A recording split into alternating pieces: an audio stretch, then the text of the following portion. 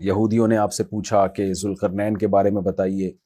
ذوالقرنین وہ تھے جن کی تاریخ مسخ ہو چکی تھی، ایک بادشاہ تھے جنہوں نے پوری دنیا کو فتح کیا اور اللہ کے دین کو دنیا میں غالب کیا۔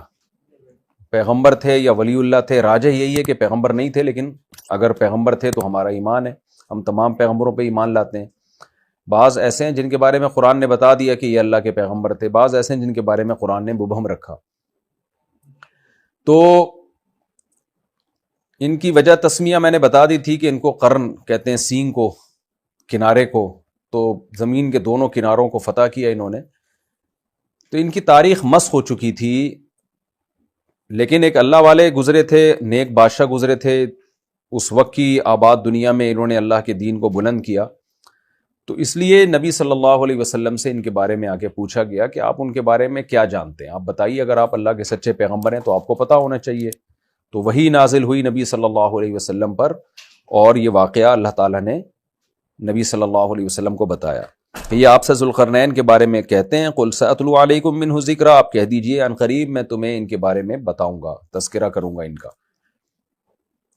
ان کی تاریخ کیا ہے اس بارے میں دیکھیں، ہمارے پاس قرآن و سنت میں کوئی واضح بات نہیں ملتی، تاریخی روایات ہیں جن میں بڑا ٹکراؤ ہے، اور میں ویسے بھی کوشش کرتا ہوں کہ تفسیر کے لیکچر میں قرآن کو اتنا فوکس کروں کہ بس قرآن آپ کی سمجھ میں آئے۔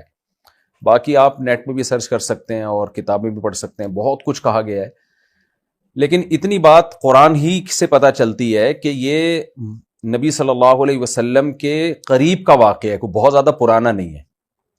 اور یہ قرآن میں اشارہ ایسے ملتا ہے کیونکہ ذوالقرنین مشرق کی طرف بھی گئے، زمین کا بالکل مشرقی حصہ جہاں آبادی ختم ہو رہی ہے، یا یوں کہہ سکتے ہیں کہ آبادی جہاں سے شروع ہو رہی ہے، اور بالکل زمین کے مغربی حصے میں بھی گئے جہاں آبادی ختم ہو رہی ہے، اور شمال کے حصے میں بھی گئے جہاں شمال میں اینڈ جو تھا آبادی کا۔ تو اس سے پتہ اور جنوب جو تھا نا اس کا تذکرہ نہیں ہے، یہاں ساؤتھ کا تذکرہ نہیں ہے۔ وجہ اس کی یہ ہے کہ جنوب میں دنیا میں بہت بعد میں آبادی ہوئی ہے، ابھی بھی آپ دیکھ لیں جنوبی ممالک جو آتے ہیں، آسٹریلیا ہے یا جو ایکویٹر کے اس طرف جو بھی علاقے ہیں لیفٹ سائڈ پہ، یعنی اگر آپ مشرق سے مغرب کی طرف رخ کر کے کھڑے ہوتے ہیں تو ایکویٹر کے جو لیفٹ سائڈ پہ علاقے ہیں وہ افریقہ اور آسٹریلیا، تو افریقہ میں بھی آبادی بھی اب بھی بہت کم ہے۔ تو ایسا معلوم ہوتا ہے کہ اس وقت ساؤتھ میں آبادی تھی نہیں، تبھی ذوالقرنین مشرق کی طرف گئے ہیں اور ویسٹ کے انتہا میں گئے اور ساؤتھ کی طرف گئے ہیں۔ تو یہ تین جگہیں جہاں دنیا آباد تھی، اور پہلے آبادی دنیا میں یہی ہوئی ہے۔ آسٹریلیا تو میرا خیال ہے دریافت بھی بہت بعد میں ہوا ہے۔ تو ان ملکوں میں ذوالقرنین نہیں گئے، لیکن یہ ان جگہوں پہ ذوالقرنین نہیں گئے، یعنی تین جگہوں پہ بہت زیادہ آبادی تھی اس وقت۔ تو یہ آبادی کا ہونا اس کی علامت ہے کہ یہ کوئی بہت زیادہ پرانا تاریخی واقعہ نہیں ہے کہ جس وقت دنیا کے مخصوص علاقوں میں آبادی تھی۔ ہمیں قرآن سے پتہ چلتا ہے کہ دنیا میں جو سب سے پہلے آبادی جہاں زیادہ پھیلی ہے یہ وہ علاقے ہیں جو شمال کی طرف ہیں زمین کے، یعنی شمال کی طرف، جیسے ایکویٹر کے رائٹ سائڈ پہ، اگر آپ مشرق سے مغرب کی طرف رخ کر کے کھڑے ہوتے ہیں تو ایکویٹر کے جو رائٹ سائڈ ہے اور مغربی، یہ دو، یعنی شمال میں، نارتھ میں اور ویسٹ میں، اس طرف دنیا میں اولین آبادی اس طرف ہے، تبھی زیادہ تر پیغمبروں کے واقعات بھی یہیں سے متعلق ہیں، اور یہاں جو قدیم انسانی تہذیب اور جو قدیم آبادی کے آثار بھی یہیں سے زیادہ ملتے ہیں۔ تو اتنی بات بہرحال ثابت ہو گئی کہ یہ علاقے اس وقت آباد تھے، تو ظاہر ہے یہ کوئی بہت پرانا واقعہ نہیں ہے، یہ نبی صلی اللہ علیہ وسلم کے دور کے قریب کا واقعہ ہے، یا کم سے کم یہودیوں یعنی حضرت ابراہیم علیہ السلام کے دنیا میں آنے کے بعد کا واقعہ ہے، کیونکہ بہت بڑی آبادی پر یہودیوں کی حکومت تھی، تو اسی دور کے کوئی یہ بادشاہ گزرے ہیں کہ انہوں نے بھی بہت بڑا علاقہ فتح کیا۔ وَيَسْأَلُونَكَ عَنْ ذِي الْقَرْنَيْنِ، یا آپ سے ذوالقرنین کے بارے میں پوچھتے ہیں، آپ ان کو بتا دیجئے کہ ان قریب میں اس کا تذکرہ تم سے کروں گا۔ اِنَّا مَكَّنَّا لَهُ فِي الْأَرْضِ، ہم نے ان کو زمین میں ٹھکانہ دیا تھا، وَآتَيْنَاهُ مِنْ كُلِّ شَيْءٍ سَبَبًا، اور ہر طرح کے وسائل ہم نے ذوالقرنین کو دیے تھے۔ فَأَتْبَعَ سَبَبًا، آپ نے راستوں کو اختیار کیا یا وسائل کو اختیار کیا، ان وسائل کو اختیار کر کے جہاد کیا اللہ کے راستے میں، حتیٰ اذا بلغ مغرب الشمس، جب سورج غروب ہونے کی جگہ پہنچے، وجدہا تغرب فی عین حمیۃ، آپ نے اس کو سیاہ پانی میں غروب ہوتے ہوئے پایا۔ مغرب شمس کا مطلب ظاہر ہے جہاں سورج غروب ہوتا ہے وہاں تو دنیا میں کوئی جا ہی نہیں سکتا، زمین گول ہے، وہ تو گھومتا ہی رہے گا، ہر جگہ ہی سورج غروب ہو رہا ہوتا ہے، لیکن آج بھی دنیا میں مشرقی ممالک اور مغربی ممالک کہلاتے ہیں. جیسے قرآن میں آتا ہے نا وَأَوْرَثْنَا الْقَوْمَ الَّذِينَ كَانُوا يُسْتَضْعَفُونَ مَشَارِقَ الْأَرْضِ وَمَغَارِبَهَا الَّتِي بَارَكْنَا فِيهَا، کہ ہم نے بنی اسرائیل کو وارث بنا دیا جو ضعیف سمجھے جاتے تھے زمین کے مشرقوں کا بھی اور زمین کے مغربوں کا بھی. تو مشرقوں اور مغربوں سے کیا مراد ہے؟ وہ آبادی جو ایسٹ کی طرف ہے اور وہ آبادی جو ویسٹ کی طرف ہے. تو یہ مطلب ہے مشرق اور مغرب کا. تو قرآن کے مشرق سے یہی مراد ہوتا ہے کہ وہ آبادی جو ایسٹ کی طرف، آج جس کو ایسٹ کہتے ہیں، اور وہ آبادی جو ویسٹ کی طرف. تو سورج کے غروب ہونے کی جگہ کا مطلب کیا؟ مطلب وہ آباد علاقہ، آخری علاقہ جہاں سورج غروب ہو جاتا ہے. یعنی جب ہم زمین کے بیچ میں کھڑے ہوتے ہیں تو وہ ویسٹ کا علاقہ جہاں اس کے بعد پھر آبادی نہیں ہے. تو یہ مغرب الشمس سے مراد ہے. وَجَدَهَا تَغْرُبُ فِي عَيْنٍ حَمِيَةٍ، یعنی آپ تو علاقے فتح کرتے چلے جا رہے تھے تو جہاں آبادی بالکل ختم ہو گئی تو آپ نے سورج کو پایا، محسوس کیا کہ وہ عین چشمے کو بھی کہتے ہیں اور مطلق پانی کو بھی کہتے ہیں، سمندر کو بھی کہتے ہیں. اصل اطلاق تو اس کا چشمے پر ہوتا ہے، لیکن اس کا عربی لغت میں ہی ہر طرح کے پانی پر بھی اس کا اطلاق ہوتا ہے. تو زیادہ تر مفسرین اس طرف گئے ہیں کہ اس سے مراد ہے سمندر، یعنی سمندر میں ڈوبتا ہوا پایا. مطلب یہ کہ آگے آبادی ختم ہو رہی تھی اور آپ مزید آگے جا نہیں سکے.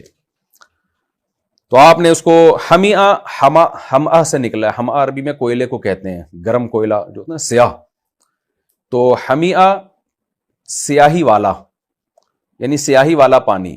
تو اس سیاہی والے پانی سے بلیک کلر بھی مراد ہو سکتا ہے. یہ کیچڑ پہ بھی اس کا اطلاق ہوتا ہے، کیونکہ کیچڑ مٹی کے ساتھ جب ملا ہوا ہوتا ہے نا تو وہ بھی پانی سیاہ نظر آتا ہے. اور اس سے مراد یہ بھی، سیاہ کا اطلاق عربی میں جو بھی گہرا کلر ہوگا نا اس کو بھی عربی میں سودا کہا جاتا ہے، اسود کہا جاتا ہے. تو اس پر بھی اطلاق ہو سکتا ہے. خلاصہ یہ نکلے گا کہ جب وہ پانی میں سورج ڈوب رہا تھا تو وہ پانی کا رنگ گہرا تھا. اب اس کی بہت ساری تفسیریں کی گئی ہیں کہ کیا مراد ہے اس سے. واللہ عالم، یہ تو جب کوئی مغربی علاقوں میں جائے، وہاں کھڑے ہو کر ریسرچ کرے اور وہاں ڈوبتا ہوا دیکھے تو پتہ چلے گا. بہرحال انسان کو ایسا ہی لگتا ہے جب وہ سمندر کے کنارے کھڑا ہوتا ہے تو وہ پانی سمندر میں ڈوب رہا ہوتا ہے. اب دیکھیں یہاں بعض لوگوں نے قرآن پہ اعتراض کیا ہے کہ سورج تو پانی میں نہیں ڈوبتا، سورج تو گول ہی گھومتا رہتا ہے. تو قرآن نے یہ نہیں کہا کہ سورج پانی میں ڈوب رہا تھا، بلکہ قرآن نے کیا وجدہا، ذوالقرنین نے پایا ایسا، ذوالقرنین کو ایسا لگا کہ پانی میں ڈوب رہا ہے. تو یہ میں سمجھتا ہوں خود قرآن کی صداقت کی دلیل ہے کہ اس وقت دنیا یہ سمجھتی تھی کہ سورج کوئی خاص جگہ ہے جہاں جا کے غائب ہو جاتا ہے اور پھر مشرق سے طلوع ہوتا ہے، کسی جگہ سے نکل رہا ہوتا ہے. اس وقت دنیا، جب اسلام دنیا میں آیا تو اتنی زیادہ، خاص طور پہ عرب کے بدوؤں کے پاس، عربوں کے پاس اتنی نالج نہیں تھی کہ زمین گول ہے اور سورج اسی طرح چکر لگائے چلا جا رہا ہے. عربوں کے پاس کم از کم اتنی نالج نہیں تھی. ہو سکتا ہے یونان میں اور ادھر ادھر علاقوں میں وہاں کے سائنسدان یہ بات جان گئے ہوں، لیکن عربوں کے پاس نالج نہیں تھی. یہ آیت قرآن مجید کی معجزے کی اور بلاغت کی کتنی بڑی دلیل ہے. قرآن یہ بھی تو کہہ سکتا تھا حتی اذا بلغ مغرب الشمس، یہاں تک کہ جب ذوالقرنین مغربی علاقے کی طرف پہنچے جہاں سورج غروب ہوتا ہے تو تغرب فی عین حمیۃ، سورج غروب ہونے لگا پانی کے اندر. وجدہ کا لفظ اگر قرآن نہ لے کر آتا نا تو قرآن کی آیت سائنسی اصولوں کے بالکل خلاف ہو جاتی. عرب تو مان لیتے کہ سورج غروب ہوتا ہے سمندر کے اندر، لیکن یہ سائنس اس کو غلط ثابت کر دیتی آج کے دور میں. تو قرآن نے اس وقت بھی جو ایکسپلین کیا ہے سائنسی اصولوں کو، ان میں یہ رعایت کی ہے کہ کل 1400 سال کے بعد جا کے قرآن کی کسی آیت پر کوئی سائنٹسٹ بھی انگلی نہ اٹھا سکے. اس لیے قرآن نے الفاظ یہ کہے وجدہا، ذوالقرنین کو ایسا لگا کہ وہ پانی میں ڈوب رہا ہے. آپ آج بھی ساحل سمندر پہ کھڑے ہوتے ہیں مغرب کی طرف رخ کر کے تو آپ کو ایسا لگتا ہے کہ سورج پانی کے اندر ڈوب رہا ہے.